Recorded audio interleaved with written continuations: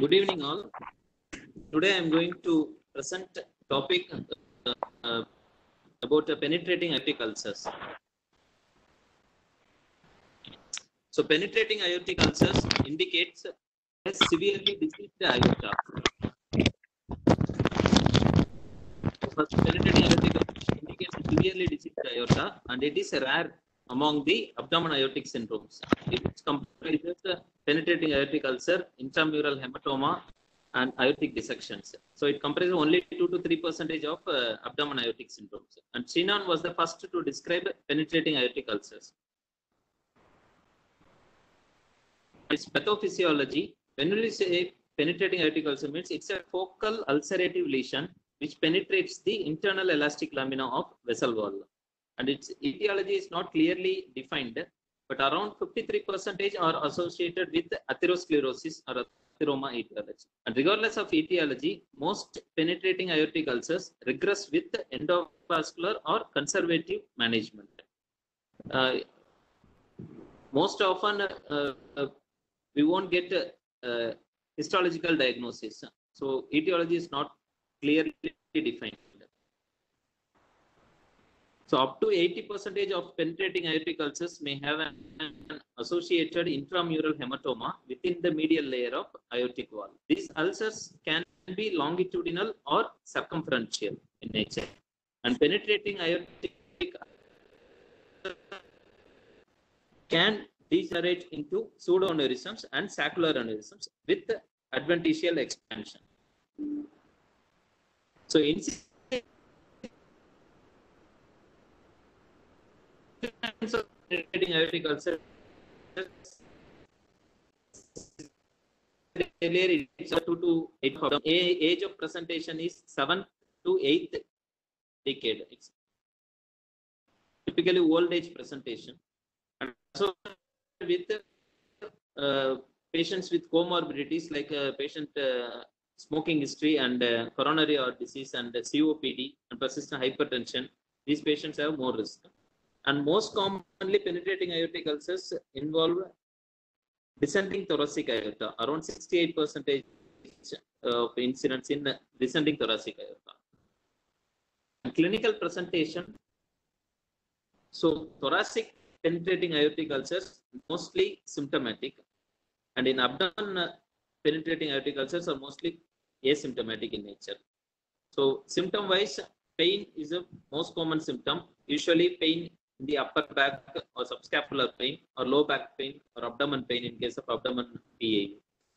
So patient may develop dyspnea, and if it erodes bronchial tree, patient may have hemoptysis, and if esophageal erosion, fistula communications, patient may present with hematemesis. So pain, hematemesis, dyspnea, hemoptysis symptoms. And some patient may develop pulmonary complications like hemothorax. If it's ruptured into the patient may develop hemothorax. And some patients may develop distal ischemia, like embolization of atheroma is more common in abdomen penetrating aortic ulcer, other thoracic penetrating aortic ulcer. Among symptomatic penetrating aortic ulcers, 10 to 40% of patients may have underlying aortic rupture. So aortic rupture is more common in penetrating aortic ulcers than abdomen penetrating aortic ulcers. So associated aortic pathology in penetrating aortic ulcers. So as I said earlier, penetrating aortic ulcers more commonly associated with intramural hematoma in 20 to 90%. But that intramural hematoma remains focal in nature because of the repeated inflammation and vessel media fibrosis. So when penetrating aortic ulcer associated with intramural hematoma, it needs to be repaired as risk of rupture is high. Similarly, penetrating aortic ulcers associated with aortic dissection in 10 to 20% of thoracic penetrating aortic ulcers. This is also, if dissection happens in PAU, it's shorter in length, but the risk of rupture is high. So penetrating aortic ulcer associated with intramural hematoma or aortic dissection, the risk of rupture is high. So it needs intervention. So how will you diagnosis? Typically, CT angiogram remains the standard imaging.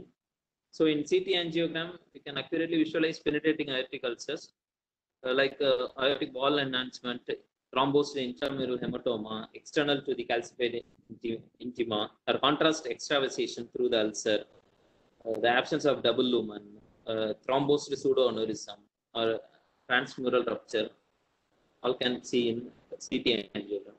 So typically, characteristic feature in CT angiogram is the outpoaching of the aortic wall with the presence of jagged edges surrounded by extensive aortic atheroma. The finding in CT angiogram. And one more thing, you should see penetrating aortic ulcers dimensions like width of the ulcer, depth and length of the penetrating aortic ulcer. It is very important in symptomatic patients as compared to asymptomatic patients. With these dimensions, we come to conclusion whether to intervene or not.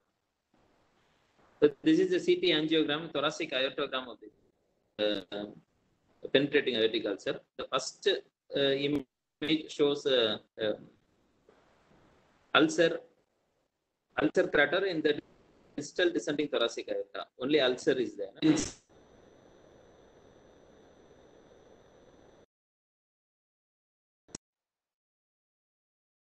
Bulging is seen.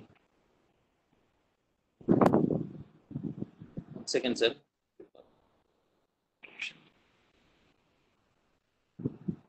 Seconds.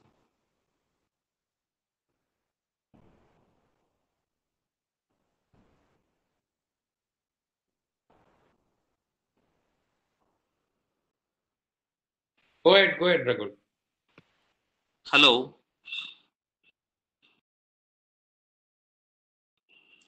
So in this CT angiogram, the first image shows the ulcer crater alone, and it progressed to the second image. It has a wall bulging, periaortic wall bulging, and then third image it progressed to saccular pseudoaneurysm with intraluminal thrombus. The last image it shows continuous enlargement with the thrombosed pseudoaneurysm. So this is after 6 years. So it is continuously progressing in nature. CT angiogram. This is about the aortic ulcer dimensions. It's the width of the ulcer and depth of the ulcer, and this one is the length of the ulcer. These 3 dimensions we should evaluate for deciding management. The limitations of CT angiogram needs iodinated contrast and radiation exposure, and it fails to differentiate intraluminal thrombus and intramural hematoma in absence of intimal calcification. Next, diagnosis. MR angiogram can in MR PAU, it's like a crater-like ulceration in the absence of intimal flap or false lumen, and the aortic wall appears thickened. And its limitations are high cost, and in unstable patients we cannot do due to prolonged time, and in metal implants. One more imaging, transesophageal echocardiography can be done. And here it PAU appears as crater-like ulcers with ragged edge in presence of atheroma. So its advantage is we can evaluate simultaneously, we can evaluate the cardiac functions, but its limitations are operator dependent. This is all diagnosis. So coming to treatment of penetrating aortic ulcers. So all symptomatic patients, our aim in managing penetrating aortic ulcers is to prevent aortic rupture and to prevent disease progression. So all symptomatic patients needs intervention. So in asymptomatic patients, we needs to be annual imaging surveillance needs to be done. If aortic diameter increasing more than 0.2 centimeter per year, then we should intervene. Incidental PAUs mostly follow up and medical management like antihypertensive and control BP and cholesterol lowering agents. So when will intervene, if we find so as I said earlier, all symptomatic patients need intervention, like patients with signs of impending rupture. So Signs of impending or contained ruptures or rapidly growing aortic ulcers, peri-aortic hematoma or hemothorax and pleural effusions. These are signs of impending rupture. And in patients with refractory pain. In asymptomatic patients who is having the high risk of rupture, in patients with aortic diameter more than 6 centimeter, just adjacent to the penetrating aortic ulcer. And if penetrating aortic ulcer's depth and diameter is more than 2 centimeter, it warrants intervention in asymptomatic patient as risk of rupture is. And in patients with signs of progression like expanding intramural hematoma or evolving aortic dissection, or in patients presented with distal embolization or hemodynamic instability, these signs of progression also we need to be intervened these patients. So the line of management, whether it's open or endovascular repair. So most commonly penetrating aortic ulcer presented in elderly individuals like 7th or 8th decade in their life. So usually associated with multiple comorbidities. So the mortality rate remains high in open repair, 5 to 20%. And only some advantage of open repair, it offers histological diagnosis. Usually we won't get in endovascular repair. Because of its focal segmental nature, penetrating aortic ulcers are an ideal lesion to be treated with stent grafting. So endovascular management remains the treatment of choice.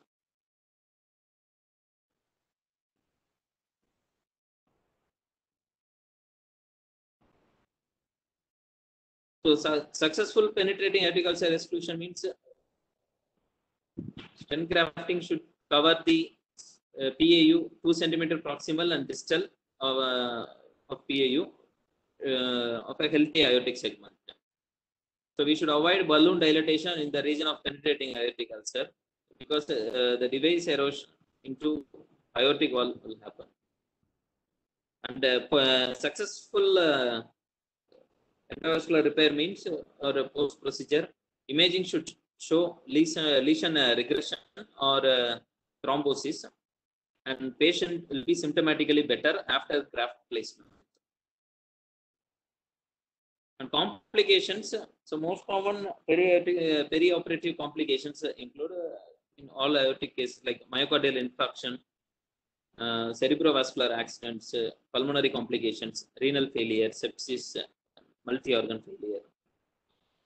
And the complications after endovascular repair, so